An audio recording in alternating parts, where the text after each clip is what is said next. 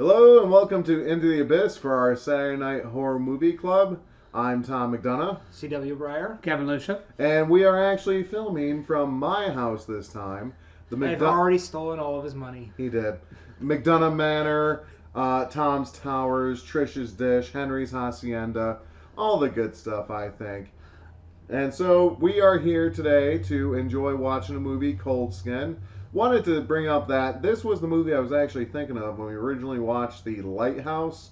AKA The Adventures of Whack Off Island, as Tom likes to say. Okay, yeah, that maybe I had a little too much when I said that.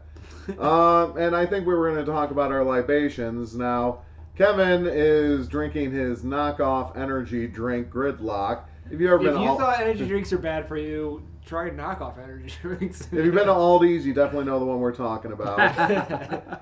Chuck?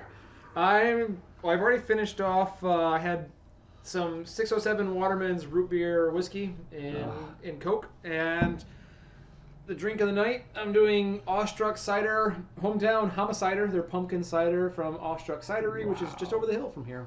Nice. And me, well, since it's my place, I just picked out all the old liquor bottles that I had to bring back from Kevin's over the months. Right now I'm having some nice Smoky Mountain peanut butter whiskey, always one of our go-to favorites. But since I get to stay home after this, and they have We to may leave, be seeing Tom in rare form this evening. I think you're going to see me in a bad form this evening. I'm going to go through it all, because I still have the Kraken. I have a whole bunch of stuff out there. Tullamore Dew. Tullamore Dew, got the Tullamore Dew. The Bird Dog, still the Maple Whiskey. Bird Dog, Maple. That's good stuff, that is. And yeah, I mean, I was just sick and tired of just having to bring the bottle back with me to leave Kevin's while he gets to pass out at home. Now he gets to drive home over the scary Knapp Hill Road. Hence the reason why we're drinking energy drinks tonight. Exactly. If you want to look at a scary place, hopefully Kevin will take a video of it driving and probably hit a deer too. So, what are we going to do tonight, Kevin? Well, looks like we're going to go with the monster flick Cold Skin. It's ironically enough, it's the movie that Tom thought we were watching this movie when we watched The Lighthouse. So it's got to my credit, I did say this is not the movie that's The Lighthouse. They're different. They both have lighthouses. So it's kind of a similar setup, although this looks a little bit more commercial, where The Lighthouse was more, I don't want to say art house, that sounds like it being very pretentious. That sounds pretty good. Okay, the Lighthouse is more of an art house film. This one looks like it's a little bit more commercial, so Monsters. we're going to, and it's on, what are we watching it on? We are watching it on Tubi. Tubi. I know it's on Shudder as well. Okay, yeah, it is on Shudder, so. And it's always, like, I've always loved the ocean, but I'm also scared to death of it. If you think about it. So I do like the coastal horror type of movies ever since Jaws came out. And this one, you know, just what's in the deep? Can it come in and affect us? This is really good. Is someone going to be up in the top of the light tower having fun with himself? And a Scrimshaw mermaid. Ooh. All right, so we're going to launch into the mermaid. It looks so tiny. And we, You want a high chair? he's a hobbit, and we're Ents. There you go. I was going to say orc. Or a Kai. Thank you very much. They're taking me to Isengard. So we'll check back about a third of the way in and give you our thoughts so far. Okay, so here we are, about 30 minutes into Cold Skin. What are you guys' thoughts so far? I'm moving up to it. Yeah, I am liking it. I like the cinematography. I have a hard time with that word. You said it. So Cinematography. Got it. Well, yeah, it's very beautiful. It's on this isolated island. It's the beginning of the First World War. It's 1914. So you have this guy who the credit just names him as Friend. He is sharing this island alone as a weather watcher with a man named Gruner who keeps the lighthouse. And unfortunately, he's now being attacked by these creatures from the sea. And Gruner definitely is keeping one. We don't know why he's keeping one. I think we're going to have to find out. It might not be very... She seems to be very domesticated, but we'll find out. Smoochy, smoochy. Yeah. Yeah, so far... You know, maybe I got to watch The Lighthouse sober to try to appreciate the movie, but I'm enjoying this one much more, to be honest. Well, it's more of a traditional movie. Like I said, the Lighthouse was very well done as a period piece, you know, the black and white and the, but it wasn't what they didn't have that commercial aim to it, like as in being exciting, suspenseful, and this one is more of that along those lines. Chuck, your thoughts so far? Anything I can say? No, I'm enjoying this. This is one that's been on my watch list for a while. I love a good monster flick, and so I'm excited to see where it goes. I'm surprised. Based on the advertising, I was kind of expecting to be more of a like The Birds, where you realize there's an eco issue here. You're getting attacked by the creature, whatever it is, whether it be a bird or these mermaid things, and it's a survival story. Given the fact that we're now only 30 minutes into the movie, and already they've thrown a curveball with the domesticated one, and they've kind of already shown the monsters, that means there's over an hour left. It's going to have to go in a direction I was not expecting, because otherwise it would make for a very short movie if it was a survival story. I was also surprised that we saw the monsters so quickly. Like, I thought they were going to drag that out a lot longer. Here's the one thought that was coming into my head, though, is I wonder if the monsters attacking have anything to do with the fact that he's keeping one. Yeah. So they got that. So yeah, it's already if you've seen the trailer for it, they kind of pit it as a survival movie, but there's something else going on. Yeah. So all right, so we'll come back probably about halfway through until logging our thoughts then. Yep. Henry. Okay, so we're about halfway through Cold Skin. Chuck, what are your thoughts so far? I think Henry the dog needs to come over here. Almost in camera right here. Yeah, some people may remember Henry whenever we do quarantine. Oh no, he's getting shy. Yep, Henry's being shy.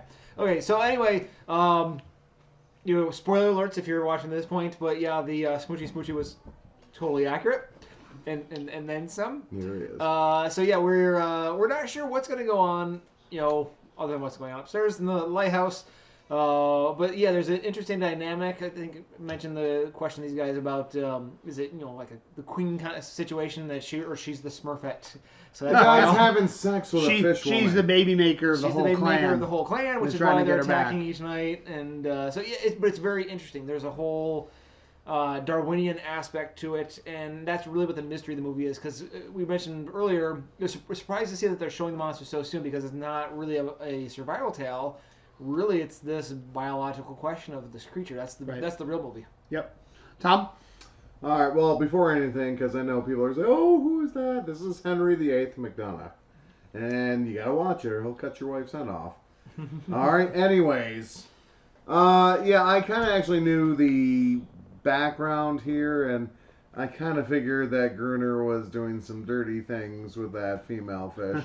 He's the fish model. I hate to say this, one thing on some horror movies, they make it sound like men's sex drive will get them killed. Well, that's an old trope that was born in the. Oh well, it's probably born even longer. But I mean, sex is death. Sex is always death in the horror. Well, yeah, except they're really making it like the guys cannot control themselves. That's a common trope. I guess it is. I mean, I love Ray Stevenson, the actor, and for you ladies, he does some nude scenes, so gobble that right up. I think the whole concept, especially he did bring up of how let's get back to friend said let's get back to civilized area, and Gruner did say civilized. I mean, at least here I'm free, because right now they do it with the backdrop of the beginning. A total anti-massacre. Yeah, he did it with the backdrop of World War I. So the question is, why would you want to go back? Because that's where you're going into. We've also got some developing tensions here between the fact that Gruner is treating his fish captor very abusively, and the fish captive. And the fish captive is starting to show some interest in Friend, and Friend is reciprocating. Well, yeah, and you can see that Gruner is very much treating her like a beast, and the Friend is starting to come around to the thought that he hasn't done it yet, that maybe she might be a sentient being or would treat her better than treat her as a beast. So we'll see if that's going to bring active tensions, in the rest of the movie. So it's like 25% of all fan novelizations. So, any final thoughts? Well, no, I guess we're going to have to continue watching and see how this all turns out then. Okay, we'll see everybody at the end. Okay, so we have reached the end of Cold Skin. They call it Flipper. Flipper. So what do you guys Faster what are you guys' thoughts? Well, I mean, it's an enjoyable movie to watch. In terms of horror, not that much. Yeah, it's more of a creature feature that is really horror. Yeah, it is, and it's also about the evil man does and how man. Either when the penis is evil. I think that's what they're shooting at too. It's kind of a traditional horror in terms of its analyzing the heart of mankind. I think is more where the horror comes from. Yeah, and it's we have the creature angle with the, but you're right. It's very much it's labeled horror in the video categories, but it's in that in between area where the creatures we end up understanding that they're sentient. They're they're not just beasts and things like that. So it's and even then it's kind of not a traditional creature feature because these aren't unrepentant monsters, and we find out that really in this case it was a man who lost his bearings and things like that. But still a very enjoyable film. Mm-hmm. I mean, really, if you compare it to The Lighthouse, I'd rather watch this one instead. Well, it's a good example of two different types of films. Like I said, The Lighthouse was really more of kind of an art house film. Which actually had a lot of the same themes, but went in a very different direction. Right, yes. And this one was more commercially, as far as action adventure scenes and things like that. Whack off Island. Yeah. So anyway, that's our recommendation for Cold Skin, which is currently on Tubi and Shudder. Yep. It is. All right.